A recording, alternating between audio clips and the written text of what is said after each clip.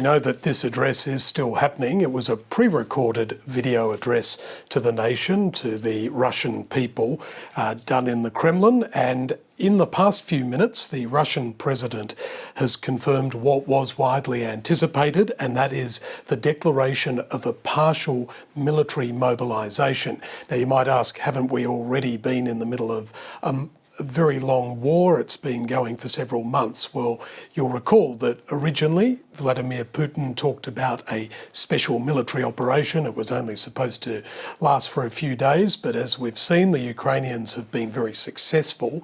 So in response, Vladimir Putin is tonight in Russia declaring that this partial military mobilisation will begin today, so September 21.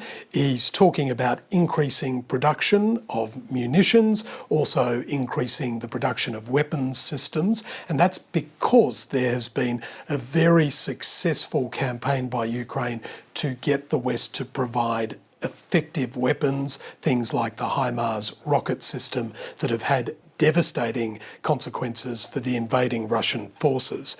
So that was only announced in the past few minutes. We heard the usual rhetoric from Vladimir Putin talking about the fact that the West has gone beyond all limits and that this is an attack on Russia, and that language has been very, very strident.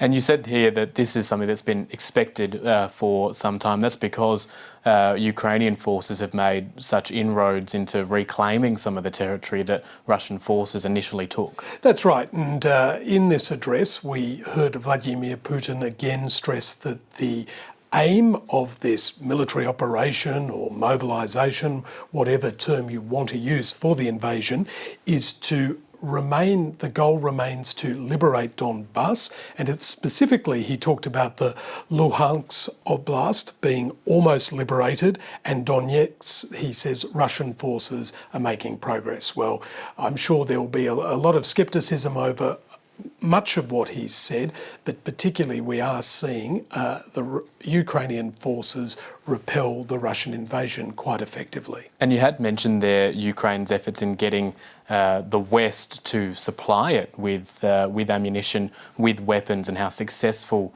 that has been. We know there's also been calls again from people like the Ukrainian ambassador to Australia, Vasyl Miroshnichenko, asking for Australia to continue that sort of supply.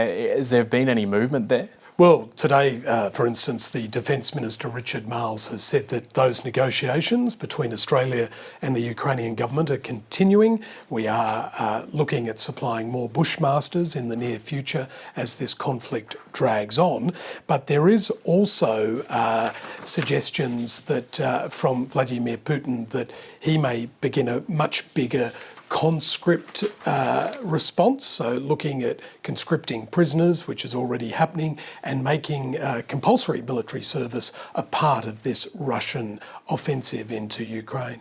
It does seem as though, based on how Vladimir Putin has been behaving throughout this entire conflict, any discussion of him backing down and admitting defeat at the hands of Ukrainian forces, that's never been on the agenda. He is one-eyed on what his objective is here. Yeah, and the West has now really got to try to guess what is inside Vladimir Putin's mind. The psychology of this is crucial. But look, since we've been speaking, Matt, this address is continuing, and I've just got the most recent words, and perhaps the most significant of these of this address, in which I quote Vladimir Putin says, "And those trying to blackmail us with nuclear weapons should know that the tables can turn on them. Quote, I am not bluffing." So this fear of Russia perhaps deploying tactical nuclear weapons or chemical, biological weapons is a threat that is at the front of mind of many Western leaders. President Joe Biden, before flying out of the country recently, was asked this question and personally warned Vladimir Putin not to take this track. Well, we see the question of nuclear weapons raised by Vladimir Putin in this address.